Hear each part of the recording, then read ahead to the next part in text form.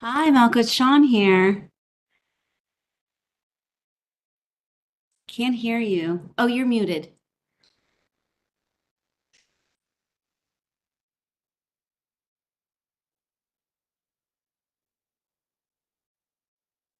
Hi, how are you? Good. How are you Hi. doing tonight? I'm doing well, thank you. I think we got you now, Malcolm, right? Yes, how are you, Yes. Sean? Good. Nice So to nice to finally see you in in virtually the meet you. real. Yes. We have to figure out a get together. Yes, agreed. Agreed. We look forward. Same. Maybe next week or after the holiday, whichever. Whatever. You let me know. I think maybe I'll be joining on Monday night, Oh, perhaps. Will you be good. there? Yeah. Yeah. Oh, Okay. yeah. Hope and pray. I think I will try to attend and make an appearance for sure. Oh, I love that. Thank you. Okay. I look forward. Um, Good evening, everyone. Gail Smith. Hi, Gail. Evening. Hi, how are you all? Good. Welcome back. I haven't talked to you Oh, since you got back, I so know, I touch base. know. Good to see you. Same. Hello, I'll Hello. see you Monday. Good. Looking forward to that too. I was singing your praises behind your back. I'd rather do it to your face. Oh, see, I missed that, huh? Next time. Yvette and Nina, the co-chairs of this esteemed committee, are both here. It's not quite 6:30, and I know other people will hop on. Co-chairs, do you want to give it another minute or two and then begin? Sure, Um, sounds good to me. I don't know if you can hear me. yes, Nina, loud and Okay, clear. Cool. okay, good.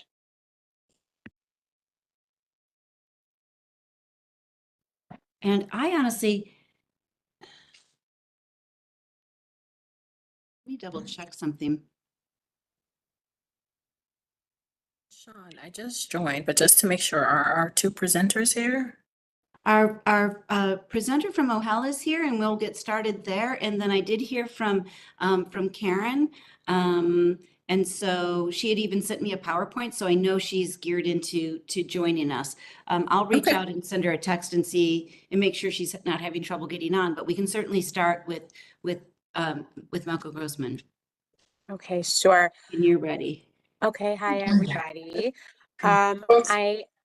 My name is Malka Grossman Hang and on one second though, Malk. I do have sure. to set up the recording and then the chairs will kick us off. And Nina, Yvette, the recording is going, the live streaming's live. Take it away. Okay. Okay, thank you, Sean. Good evening, everyone. Happy Thursday. Welcome to our Human Services Committee meeting. We will have two presentations tonight. Our first presentation will be on the programs and services offered by OHEL Children and Family Services by Ms. Grossman, who's the Director of the Family Enrichment Center. Yes, sure. Hi everybody. Good evening. My name is Malka Grossman. I'm the Family Enrichment Center Director. I do have my colleague CB14 here, being of help to explain some of OHEL services, being that I am still relatively new in this role at OHEL. So I believe I'm going to give the the mic to Zvi, and then he'll pass it over to me afterwards. Hi, thank you. So my name is Stephen Wesson, or Tzvi Wesson. I'm a director here at OHEL as well. OHEL has been around since 1969, servicing the community. We started as a foster care agency and slowly but surely grew into the agency that we are today. In the 70s, during Willowbrook, which I'm sure some of you may recall, there was the need for services for individuals with developmental disabilities. And we began providing both residential services and supportive services to individuals with intellectual as well as developmental disabilities, which we continue to provide today. We also provide employment services for, for said individuals, and we help with psychological evaluations within the Brooklyn area. for individuals that may require an eval or an evaluation to assess if they meet the criteria for developmental disabilities as well, or intellectual disabilities. That is a grant-funded program, and many of the community schools and the community agencies do refer children to that program for services. We also have within the area our outpatient clinic servicing individuals with everyday needs, children from 0 to any age, individuals who may require medication management, counseling services, therapeutic supports. We are currently providing many different supportive groups to individuals as well, to help them with their everyday needs and to help them be able to maintain their independence within the community. We have a day program for individuals with developmental disabilities, as well as a day program for individuals with psychiatric illness to support them as well in their recovery. We have a trauma team that provides support when traumatic events occur. So they can be called by anyone.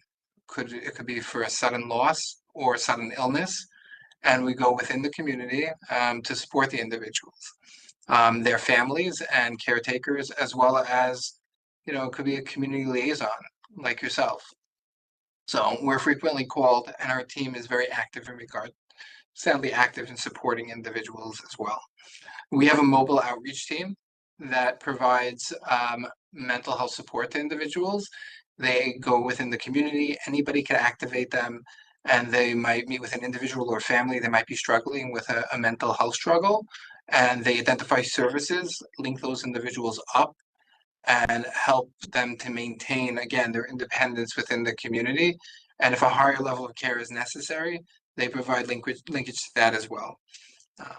We have a host of other services that can support the community. I know that that we can really provide almost anything, and if we don't have it, generally we link people up with services that do within the community. So we work with various organizations locally as well for the services that we don't provide. Some of you may know Kojo, for example. We've worked with them in regard to linkage for concrete services, whether it be for navigating government benefits or SSI or Social Security disability. So we make linkages to them as well. We also actually have a Medicaid navigator that we work with from a different organization that spends time with us here. So if you have individuals that might need guidance in regard to getting Medicaid or their Medicaid eligibility, or they might need guidance in regard to the online platform of applying for insurance, that individual as well can help support them. And we can make the linkage to that as an individual as well. So a lot of the services that we provide are across the board. We have services also for individuals, for the older population as well, Meals on Wheels supports, as well as, counseling support for individuals. So we're able to provide that as well. So generally on my end, it's normally the reverse. Normally individuals call us up and they have a specific situation that requires guidance. And when we end up speaking with them, we are able to identify the services that they would most benefit from. So because of the wealth of knowledge and the wealth of the programs that we have nowadays, we're pretty much able, when it comes to mental health supports and guidance, to be able to support the community and support the individuals reaching out. We also have school-based services. So we have therapists in various schools, both public and private. So, and if you know a school that might be interested in receiving that service, we can work on linking them up with that as well. So this way there is a mental health counselor in their school. Any questions so far? I know I'm sharing a lot of information. I think you can continue with the presentation and we can take questions at the conclusion.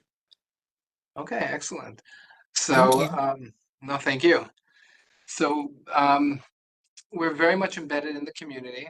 As you may well know, we're here on East 14th between off of Avenue M. Very accessible. We do take walk-ins as well. And we can support individuals coming in and requesting services. I guess we could say we'd like to see that more often. We also have a mental health crisis line that's more recent. 718-686-3311, where we have individuals on call 24/7 to respond to the mental health needs within the community, especially if there's urgency. Many times we find that family members reach out and need guidance and support for their loved one, and the community is welcome to reach out for that support as well. I think I covered a lot of it, a lot of our services. I think that there are small services that come in here and there. I often talk about OL as having like boutique services.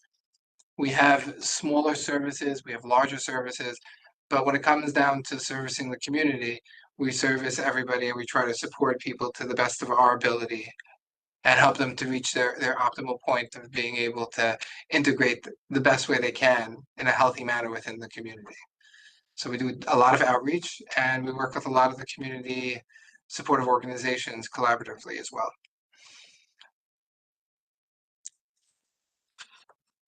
Okay. Malika, you want to take over? Yeah, I'll take over. My name is Malika Grossman. I'm the Family Enrichment Center Director. I'm really, really excited to be here because I really feel like this is such a beautiful program to introduce to everybody in our community. The name of our actual program, which was named by the community, is called Our Tent Family Enrichment Center. Perhaps maybe you guys have heard about the growing network of family enrichment centers around New York City. Our tent is actually proud to be one of them, thanks to Sean, that she has guided OHEL to, apply for this grant. I think this is the most amazing grant to work for. I feel like everything is extremely intense, around via OHEL and, their things that they deal with. I think this is such a wonderful, light, fun, exciting program that really was made and created to enrich families' lives. Really, it's absolutely wonderful. And when I present our program to other schools, organizations, and people throughout the community, they just think, wow, this is so amazing. You mean you don't have to say your name, you don't have to give your insurance, your ID, your identification. It's just amazing, and nobody has to pay for anything. Everything that the Family Enrichment Center, our tent, provides is free of charge to everybody. So our tent really is servicing the zip codes of 11210, 11230, 11218, and 11226. But we don't close our doors to anybody. As we're a community family enrichment center, we're open to anybody that walks through our doors. So you might not know what a family enrichment center is, or also known as FEC. Basically, imagine kind of walking into a home-like space. Think of it as your neighborhood living room, where all families and community members are not only welcome, but they're extremely encouraged to connect, learn, engage, and support one another. Like I said, our name was chosen by the community. I always like to say, our main line is by the community, for the community. We really, truly live by those words. Our tent isn't just any sort of center. It's one that has been and will be continue to be co-designed with you, our neighborhood, our family, our friends, and our community. We believe that those who live here really know what's best for our families and what's necessary need to thrive. That's why we're working hand in hand together with all of our local leaders, our schools, our residents, to shape everything we do, literally from our door-to-door programs all the way down to the paint tile colors and even the wall art and murals, to the refrigerators, to the furniture. So it really, really engages people within our community, and which is so unusual. Our tent, you'll be able to find various variety opportunities designed to strengthen families and build stronger family community fabrics. We really focus on what we call the protective factors. Those are the essential elements that really help us all navigate through life's challenges. And really, that's the backbone of everything that we do and what we offer our community. They always have to go and relate to these protective factors. Think of them kind of as like the steady ropes and the sturdy ropes holding up our tent, literally and figuratively. So I'll start with the protective factors, explaining them to you and what they all mean. One thing that we have to hit on and provide for our community is parental resilience. We'll basically offer a space like cafe for parents where parents can connect to one another and really share experiences around table-like conversations and really build their own strength and their own coping skills. The next protective factor is social connections. Our center will be a hub for everybody, and the neighbors and the neighborhoods, creating a sense of belonging for everyone. And also we'll be able to hold gatherings, events for everybody, for all ages. There is no age group and age limit. It will be from birth to age 120. Concrete support is the next protective factor. Will really provide a lot of access and to resources and connecting other people in the community that perhaps may need extra help to other local services that really support and that can make a difference in their lives. The next protective factor is knowledge of parenting and childhood development.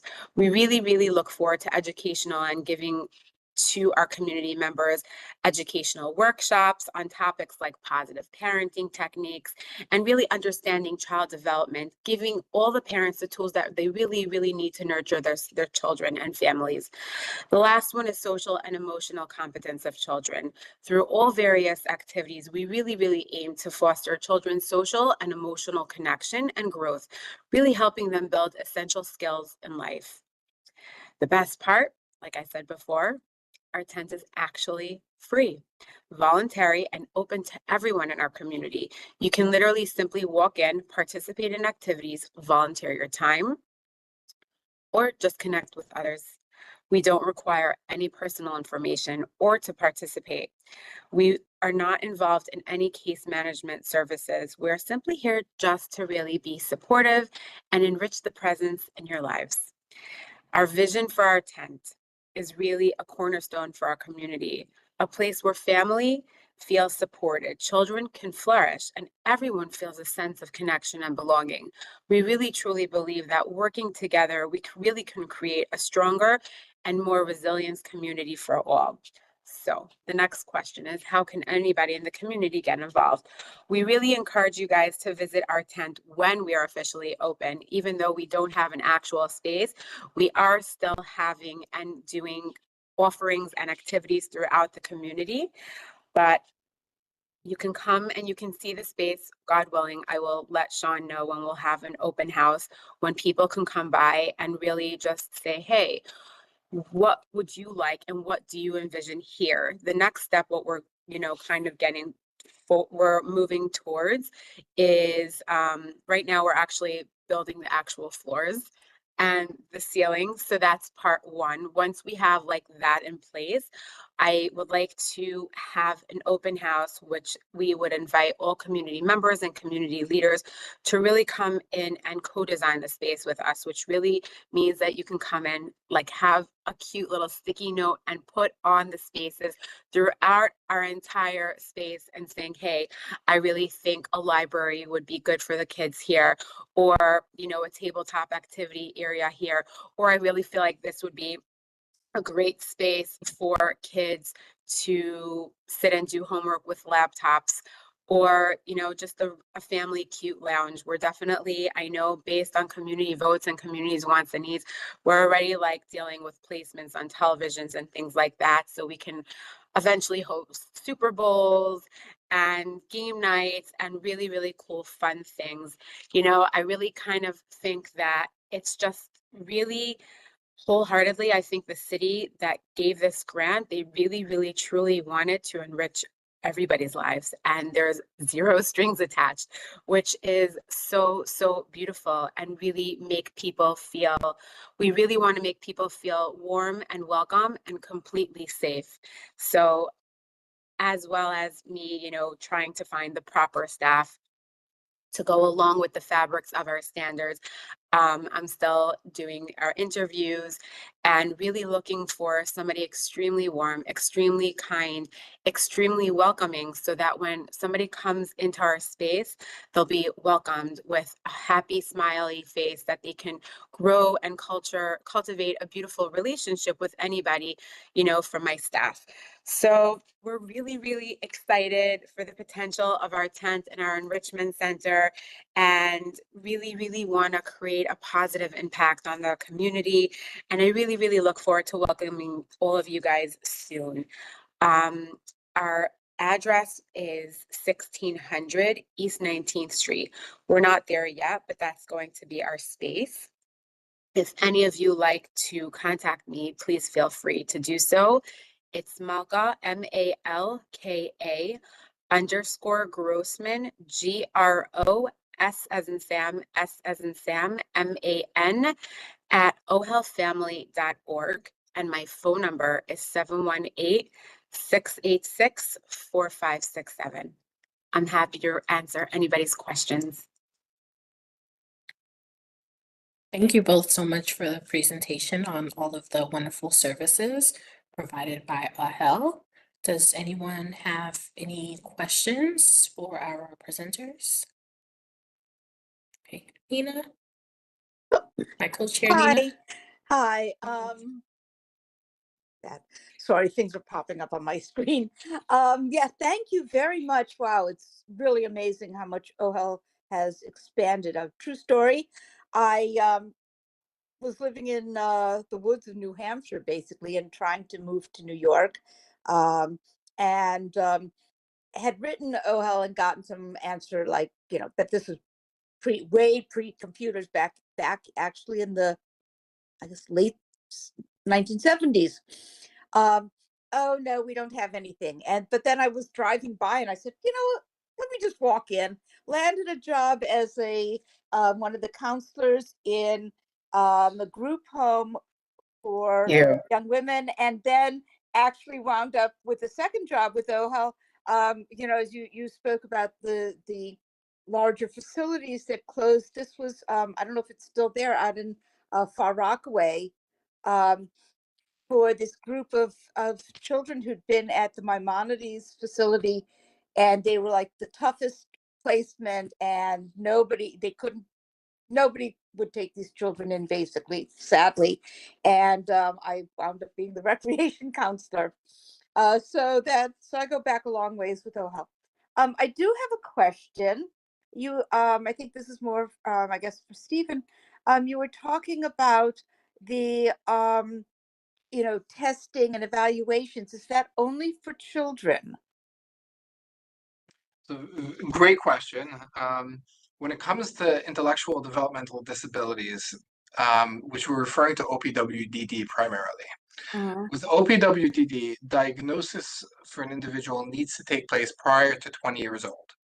Now, there are exceptions. If there's a history in which the individual was receiving special needs services, but they did not enroll in OPWDD, they could still potentially be eligible for OPWDD services. So the reason why these assessments are primarily for children is generally it's when a person's a child that we start seeing the disability. With psychiatric illness, that generally happens. It can happen when they're younger. It can happen when we're older. We're seeing nowadays it's much more prevalent in the younger children now, mental illness. But generally, mental illness takes place in anywhere from 18 to 25 is a normal onset, a general onset. So when going back to your question, the reason why these evaluations are primarily focused with children is because of the fact that the diagnosis takes place prior to that. Now, again, you and I can have a conversation off camera, and we can talk about if you have a specific situation you want to talk about. I'd be happy to discuss it with you and link you with the people who could best suited to answer your question. But that's generally why it's focused more on children. Great. And I'm just going to ask you one favor, and that's, I don't know if you haven't done it already, if you can put that number for the hotline in the chat. Sure. And then we can make sure that we have that as a community board, maybe stick it in a little somewhere, for people who might kind of not know where else to look. And beyond that, wow, thank you. My And pleasure. the hour 10 sounds very exciting too. Looking forward to that. Likewise. So if I may, Nina, just a side point, and forgive me for digressing, but I worked in the same place. I started in the agency a very long time ago, and I know I look relatively young. Don't let the gray hair fool you. I actually worked in the same residence. I interned and worked there. I first worked there, then I interned there when I was getting my master's. Back then, we had a place on 58th Street in Borough Park. It was located in 58th Street. We also had other things going on in other locations, but one of the sites was our first program for individuals children who were entering foster care was actually on 16th Avenue, and then it moved to 58th Street between 15th and 16th Avenue. So I was actually there as well. Okay, so yeah, I was driving by, and I think it was at 16th Avenue at that time. So yeah, pretty amazing. Thank you. Thank you. And now I turn it over to our district manager, Sean. See your hand is raised. Yeah, thank you. Thank you for the presentation and for sharing all that you do. And everybody always says wow when you're finished. That's like the most common response of wow.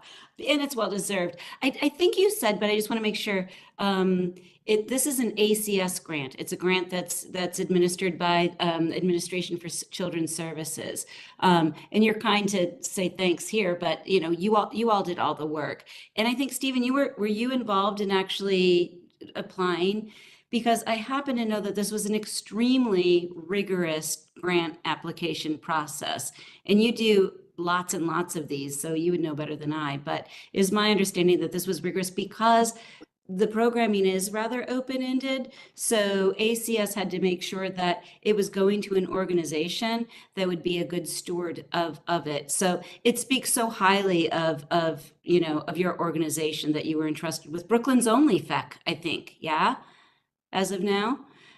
So keep up the good work. And Malka, you also mentioned that in the meantime, you're doing programs in the community. So we look forward to continuing to try to build those connections so that people can take advantage of what you're doing. And I'm just going to share, I won't name names, but somebody who has had the good fortune to participate with you said, it kind of scared me because it was so easy. Nothing's ever that easy, but they said it would happen and then it just happened.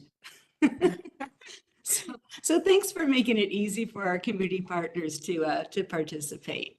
I feel like everybody wants to participate. Like my phone rings off the hook, whether it's my cell phone, my work phone number, my emails, like it just literally never stops. I feel like all different parts of the community, they all want to take part of this most amazing, amazing program. I don't think it was ever, it's been provided for our area. Like I said, when I mention our program to people, they're like, and it's free. And if I want to write my name down as blue today on the chart, you won't do a background check or what? I said, absolutely not, which also kind of gives people the level of safety, feeling like they really want to come and they really want to participate. And we're not interested in doing any sort of background check, which I do think is a really wonderful component. I think too about the fact that our district has so few open space and just local natural gathering places. We have, the fewest parks. My board members hear me say it all the time. We have the fewest parks in the city of New York in terms of access. So I really feel like it's fulfilling just the sort of social capital that you'll build just by being a gathering place, I think is just so valuable. Can't wait for more. Yeah, I also wanted to mention another way of us engaging with the community is also, we do have an Instagram page. It's FEC Midwood, FEC Midwood. So if any of you guys want to follow us, we really truly want followers, because at the end of the day, the offerings and the activities that we do within the community really come from you. Yes. Just say a little bit what they are, because I think people on this call might have some organizations to connect with you and how they would do that, so we can keep more of those activities going. Absolutely. So I'm just actually going to open up my Instagram page just so it's like literally at my fingertips so I can really share. So we have, God willing, a father-son swing and chip golfing program with the NYPD, God willing, June 5th from 3 to 7:30. We have, God willing, Sunday, April 27th, a Holocaust remembrance program, having a Holocaust survivor speak about her times during the Holocaust. We have a neighborhood brunch going on this Saturday, a community brunch. We also have this Tuesday, God willing, a community, a Brooklyn South Community Affairs together with the 70th precinct of saddling up really a horseback riding assisted therapy collaboration with some schools going on. What we have had in the past, based on community wants and needs, we do have some weekly Big Brother programs for teens every single Sunday night. We also I'll tell you what the community requested. There was a beautiful ice hockey game last Sunday. A particular group requested tickets for this arena game. So the Family Enrichment Center collaborated with this organization on a couple of tickets and really granted people a wonderful evening. I was present. It was really, really nice. We had some mother-daughter brunches and evenings. We've had some things for 12th graders going on to the next phase in life. They had a beautiful weekend for 12th graders with a lot of speakers and dinner involved, really helping the girls and boys navigate to the next phase of their life. We've had a juicing event, a beautiful juicing event last week with also NYPD and the school Adapt. That's a special needs school for kids, where kids really got to create their own fresh juices. If you look on our Instagram, we have such beautiful photos on that event particularly. We had things from, workshops, round table conversations to even some therapeutic things of how people can calm themselves down. There's a women's workshop on the weekly for acupuncture to help women learn how to kind of relieve their stress. From speakers to concerts to whatever the community truly, truly wants, that's really what we're going to put out. And that's the activities. We're also, God willing, planning to have kind of a calendar once we do get into our space based on community's wants and needs. I know that I've been in contact with a former Marine that he would love to give back to the community, whether it's in martial arts or a women's or men's exercising class. So we want to have something like that, like consistently on the weekly, based on some other community engagements that I've had with people throughout the community. The next request was to have like a nice kitchen where people can either cook or bake or have some sort of cooking class or workshop. Really, the ideas are completely open for everybody to really put their input in. Mommy and me classes, to CPR classes, to really anything that really would enrich family, children, enrich the children's lives. Really, our main focus is to really keep people who don't fit into the mold of the community and really give them a space where they feel that they matter. Thanks. I know it's like we're selling fun. It's the best program ever because because there's no other way around it. You know, we really truly want to enrich everyone's life, really, really want to create a difference. And we want to, obviously, since you know that this grant was from ACS, so instead of, you know, pulling families apart, they really want to put families together and create happy moments. So, you know, it'll lessen drama and trauma. Thank you. Are there any other questions?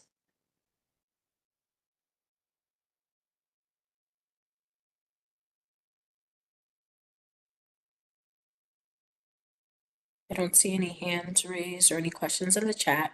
We do have a number of your resources in the chat, and we will be sure to report that out at our board meeting next Monday. Oh, I plan to attend, God willing, hopefully. I included my direct email as well, so if anybody has any inquiries, you're welcome to share my email. It's out there already, so if anybody is looking for services or requesting services, they're welcome to reach out to, you know, either both or Access. I get both emails. But our Access email or my personal email, if you know anybody that needs help. We're doing a lot of prevention work. We're doing a lot of supportive work within the community, and it would be our utmost pleasure to be able to continue to support the community. So please feel free to reach out to us. Thank you both. Thank you. Thank you. Look forward to Thank continuing to you. work with you. Wonderful presentation. I look forward to your open house. Yes, Gail, we will definitely put out a blast. I was actually just talking to our marketing team this morning, like an elevator conversation. She's like, I think Maka, you know, when you guys open, I could have like the News 12 come along. And I'm like, oh my gosh, this is like real and amazing. And we want to really blast this to everybody in the community because it's so amazing. And I really, you know, on the daily, it's a passion for me to come to work. I don't feel like I come to work. I really feel like I love this. I love what I do. And the thank yous to people that I've connected with already that have made a difference for people that come to all of our offerings and activities. They are just like, this is amazing. This is so, so amazing. Well, I actually get that passion vibe from you and from Stephen. It's really impressive. So thank you. Thanks. Thank you both again so much for being with us tonight and for sharing all of the wonderful work that AHEL is doing in the community. So now we have our second presentation, which is an introduction to Heights and Hills Services for Older Adults by Karen Chu, who's a case management outreach worker.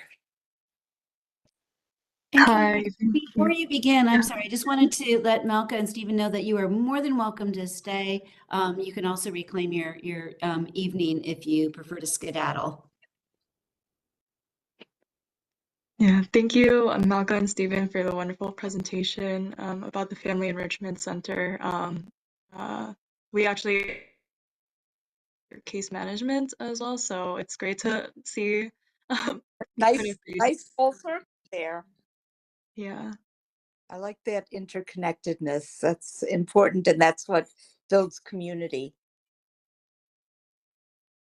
I'm gonna share a presentation.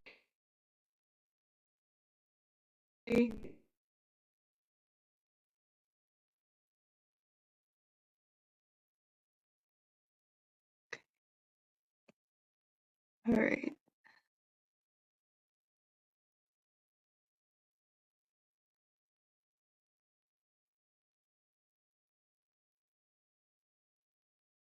Yeah, Karen, it's working. You might want to full screen it. Yeah, now we have. Perfect. Is this Yes. great? Okay. And my name is Karen, and I'll just be going over our programs, the Case Management Caregiver Park Slope Center for Successful Aging, our volunteer serves Community District 14. Focusing more on that, but I'm going to provide a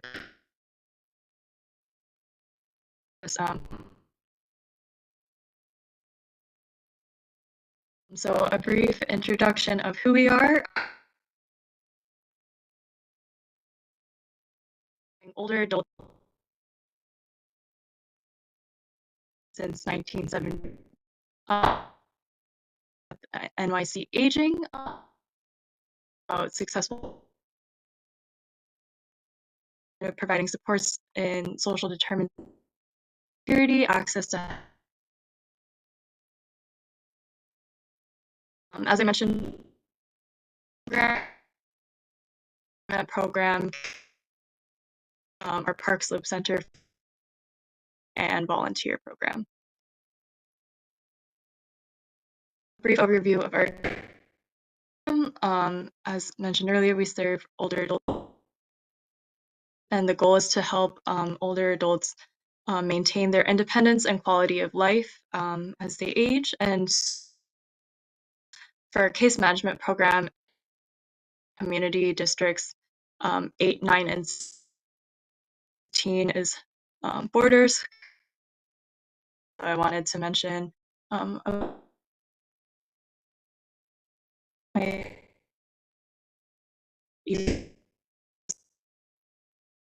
gate and rugby.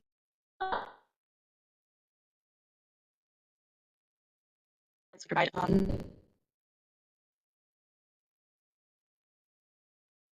and home care assessment for benefits, holistic plan of care, to other services such as legal services, mental health, and transportation via like NILAG and also through Access a Ride.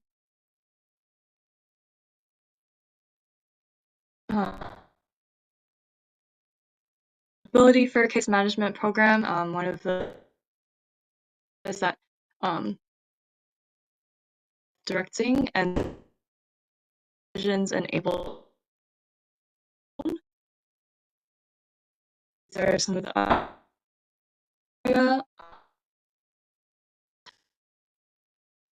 assistance with connection to resources,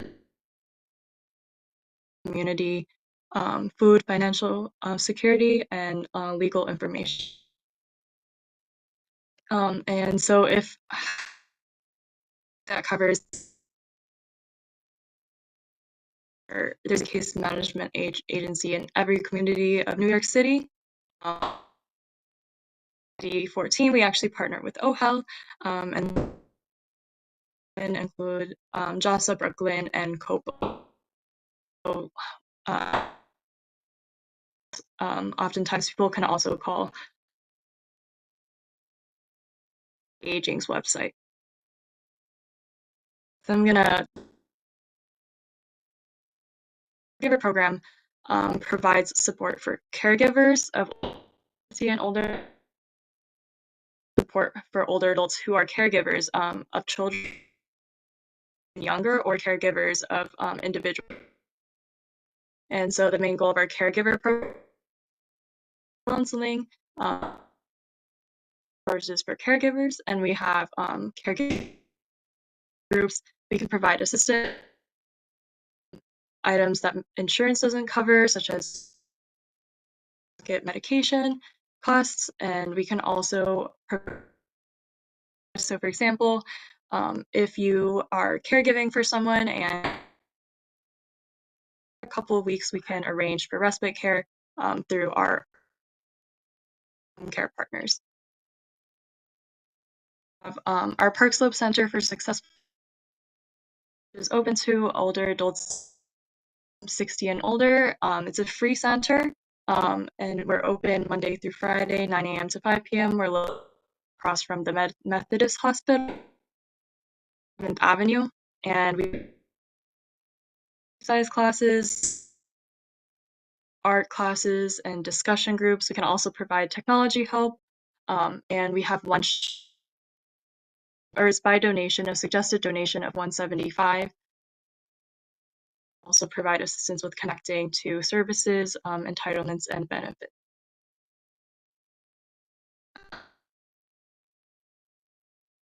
The next slide.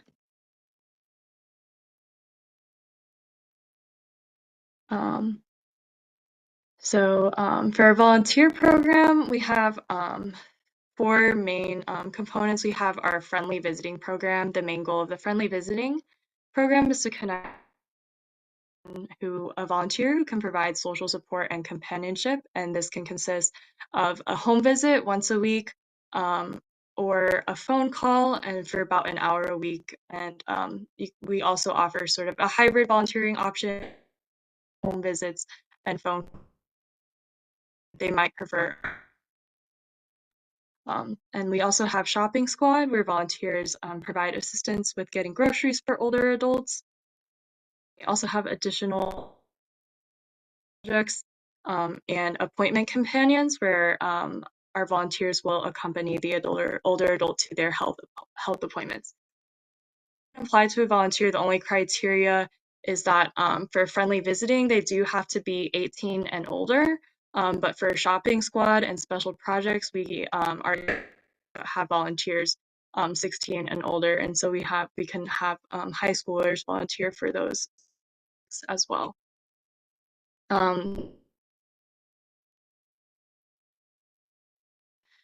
For our volunteer program, as you can see, it's almost more than half. This is different from our case management team, so that's why we have our case management partner. These are all of our volunteer program covers, and we catchment area. The previous fiscal year, and so we are trying to do a lot of these neighborhoods. Our friendly visiting program is to provide social support and companionship, and this should be a mutual with clear boundaries. And we do ask volunteers for 6 months, just so that they're able to maintain that relationship. And I mentioned earlier, can offer volunteering hybrid or person, and the commitment is just about 1 hour, and so it's very doable and possible. And for shopping squad, a little bit more about our shopping squad. Our $100 worth of free groceries to clients who have demonstrated financial need. And then these are some of our guidelines. Shopping squad volunteers will deliver within 3 days. Clients indicate where they would like the items left, and then volunteers do shop and pay upfront for the items, but there are free.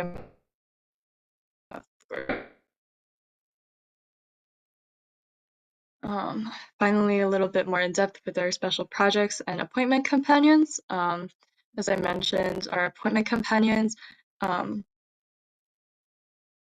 older adults by accompanying them to health appointments.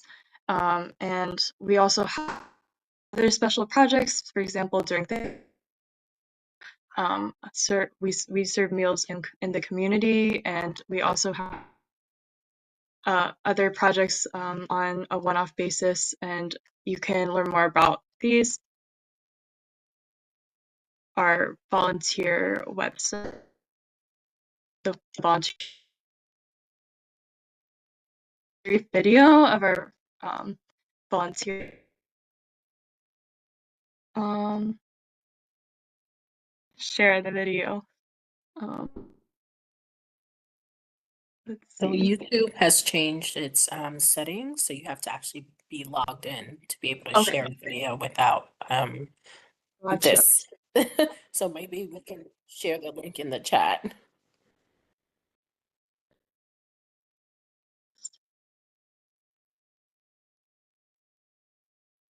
And so some of our upcoming events are our volunteer training on Tuesday, April is just for friendly visiting. We also have our training for all of our other programs. The QR code here will let you get to our volunteer page on our website. Share that we have caregiving workshops. These are Zoom and Thursday, April 17th at 6 p.m. and Thursday, April 25th. This will be facilitated by Center, and they'll be on. And then,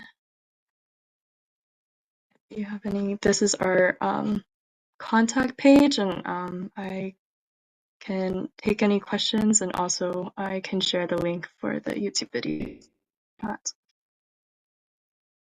Great, thank you so much. Does anyone have any questions?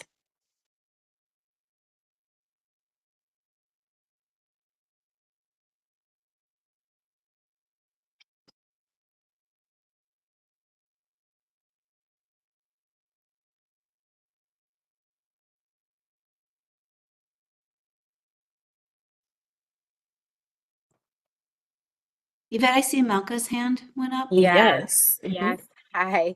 Okay. So this is your contact information just because I feel like it's definitely necessary to have these resources at hand for me, especially since we're a walk-in center as well. I would love to, jot this down and have this, at hand if need be. Okay, I can also share my my personal contact information in the chat Perfect. as well. Perfect. Thank you. Yeah, and we're going to make sure you're connected. I mean, that's, that we're going to talk about this a little bit more, so I don't want to steal thunder from my co-chairs, but the upcoming nonprofit roundtable will be another opportunity to make sure that all of the linkages we can have in the community are expanded. And Karen's been great. Karen has been all over town. So, so thanks for putting mileage on to get the word out there. And I feel like one of the events that I would like to do someday is a volunteer fair, because I feel like there's so many opportunities for people out there to get involved, and there's so many people who want to get involved, and just like making those connections are so hard. So Karen, anything you have to share about your experience with about actualizing volunteering, the opportunities are there. How are you doing with getting people plugged into those roles? Yeah, so I recently also library. So I recently went to Cortellu Library to do some tabling. I think I'm at the last 70th Press Saints meeting. I was able to connect with the librarian there, and I think, yeah, you were there as well. And I think we've also been looking at colleges and schools for outreach. So we were at Medgar Evers College recently, and there was some interest there. And so I feel like just basically connecting with people who also need volunteer hours. So like we can also help fulfill volunteer requirements for high schoolers, for example, who need like volunteer hours to graduate.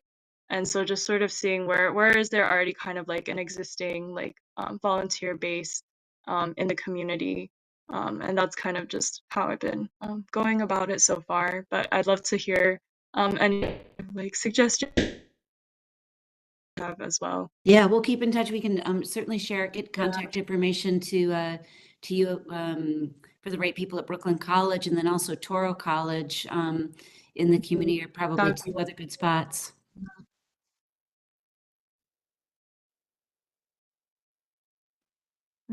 Any additional questions? I was just looking, I'm not able to see everybody. Oh, now I can. Okay. Sorry, I was my presentation. That's fine. That's fine. I'm just taking a look, and I guess Malka Grossman, your hand is just still up, or do you have another question?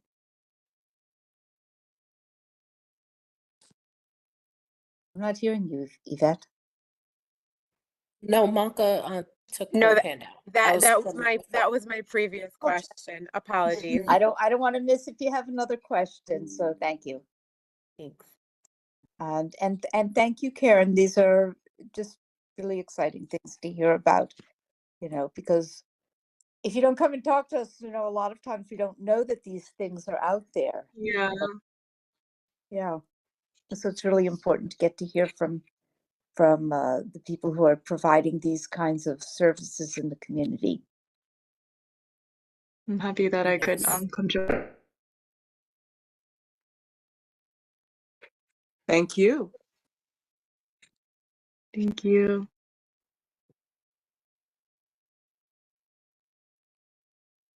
Okay. I think both of our organizations are presenting for tonight and sharing the wonderful resources that are available to our community. And we will definitely be sharing this with the larger community board at our meeting, and the recording and the presentations on Heights and Hills will be made available on our website for those who missed tonight's meeting. Our next agenda item is if anyone has any other business that they would like to share. And as Sean mentioned, we're in the process of preparing for the nonprofit roundtable, which will be happening on May 21st. May I jump in on that a little bit? Yvette? Sure. Thank you. So we also have to thank OHEL because they have offered to host the event this year, and really excited to be with you. And we'll go over the logistics. I think for the committee, one of the things that has to be decided, as many of you know, this nonprofit roundtable includes as many of the community-based organizations that serve our community as possible. And it has been successful when there's almost no agenda, and it is just a sort of like roundtable. Organizations share their most recent successes, and then their most sort of deepest pains or most ongoing problems that are solution resistant, in order to try to share best practices and support one another. It's also been a good event when there's a keynote speaker, and our keynote speakers have ranged, during census, it was census focused. During the beginning of the Adams administration, which was also the beginning of Comptroller Brad Lander's Comptroller administration, there was a lot of talk about the work by the city on the city contracts to catch them up and get them paid. And that was successful for a while. I feel like, that's dragging again. And then we've had other more mindfulness and visioning exercises presented. So that's some of some of how we've done this before. And I'd like the committee to sort of guide, recommend, suggest, express preferences, and how agenda'd you want this one to be. One of our old board members, he's not old at all. One of our young board members who used to serve on the board, Michael Cedillo, is now the executive director at the Mayor's Office of Nonprofit Services. So we'll include him one way or another. But if you have ideas now, shout them out. If you want to ponder and email the office, I think we're, kind of in the phase where we're going to get the agenda together. So let me know. And then we'll, if you send it to me separately and it's not tonight, I'll make sure I then engage with Nina and Yvette, and we make the final decision and get a program together, or get a lack of a meaningful lack of a program together. Sounds good. I'm excited. I love this event. I know I'm supposed to love the youth conference more, but I kind of like this one. I love this event too, Sean. Good. Does anyone have any feedback to share with Sean in terms of the agenda for the nonprofit roundtable, in terms of it being more structured or less structured? Are you asking that as a general thing, Yvette? I'm just trying to, you just kind of Yes. jumped in with this, and I'm not sure who you're asking the question Yes, a of. general question. I mean, I think, having been at others in the past, where I think people just like were given numbers and then had tables and, met, kind of random other organizations. I'm wondering if it makes sense to kind of group organizations that are working along similar lines with each other. I mean, I certainly would like to hear something about all of the different nonprofit organizations that we have in our community. But I think that in terms of what different organizations can offer the people who come to them or that they're involved with, knowing about other services. For instance, I asked the question about, about somebody who may need evaluation, but they're not a child. It might be helpful to find out that there's another organization that specifically provides evaluation services for, say, young adults that may have been missed or not diagnosed for whatever reason, but are, finding that they need an evaluation.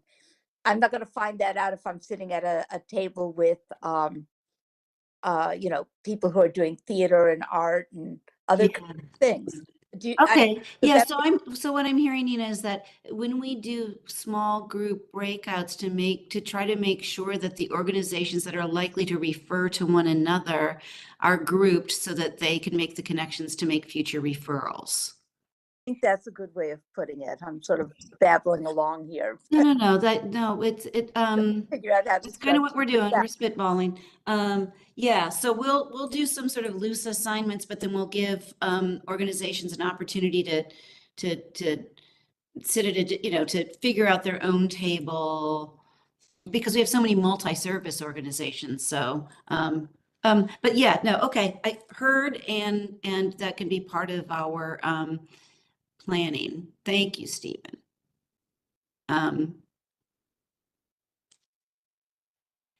then I think, I'll put together some suggestions for keynotes and send it off to you. And then we'll decide depending on I don't know, what that speaker says they would cover and how, I think we just have to ensure that it's a speaker that would be pertinent to everybody there. And if we feel like we've we've identified that person, we'll maybe move forward with it and invite them. And if not, we'll keep it more general and it's other,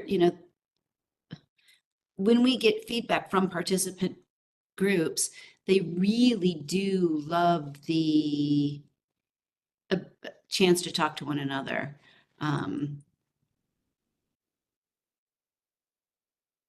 So there's a comment in the chat from Deborah about engaging with the Department of the Aging to help people navigate the world of home care services. Yeah, so that could be, it reminds me, Deborah, thank you, because it reminds me that we'll also bring our contracting city agencies in, like Department for the Aging. And that could be something that they talk about, but because it has to be relevant to everybody, we won't be focused on any one single service, but maybe, actually that could be another committee meeting presentation, so it can be Say, dig it on Sean, it. Yeah. I was just going to say that sounds, because that just sounds like there's so much there. And, that I think that could be a meeting in and of itself. Yeah, Karen, does Heights and Hills get involved with any of that home care services or? Yeah, so we can getting like referrals to home care services. So our case managers, we have like a long list of I think I might have a list actually home care services that we partner with or refer to, if that would be helpful to share. Yeah, absolutely. I mean, Yeah. that's a resource that we can make. I mean, another thing I like to do out of this year's Nonprofit Roundtable is build some sort of ongoing resource. So whether it's a resource guide that lives on our website, we used to have this wonderful community-based organization map that lived on our website, but I don't know that our website, the one we have now, can host it. But I do want something to sort of carry on from that day. So that's another thing to think about for those of you who've got that creative savviness or tech savviness. Let's figure out how we can make this year's nonprofit roundtable a longer lasting resource.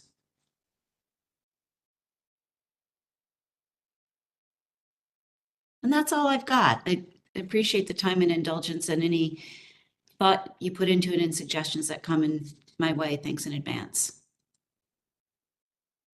Right. I Is there could anything send, else? Oh, sorry. sorry. Go ahead, Karen. Oh, I was just gonna say I could send email. I think it might be easiest to email the home care list. I can email that to Sean and then you can send it because it's not really easily shareable in the chat. But That's totally fine, Karen. We could even link it to this presentation so it's a resource when people look up this. okay. Okay, perfect.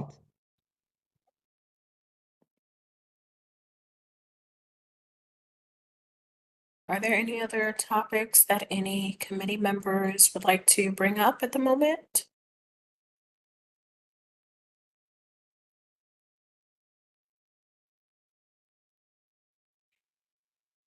I don't see any hands raised or anything in the chat. Yeah, I just looked through also. I don't see anything either. Okay, great. Okay, well, I definitely want to thank everyone for joining us for the Human Services Committee meeting, and special thanks to our presenters for sharing all of the wonderful information that they did with us tonight. And, you know, of course, making time after the end of your workday to be with us is greatly appreciated. Thank you, everybody. That was a very, very informative meeting, and we all very much appreciate it. And for those who weren't here tonight, who tune into the YouTube recordings, I think that they'll find this very informative and very helpful as well. I agree. Thank you, everyone, and have a good evening. Thank you. Good evening. Thank you. Have a good night. Take care. Bye-bye.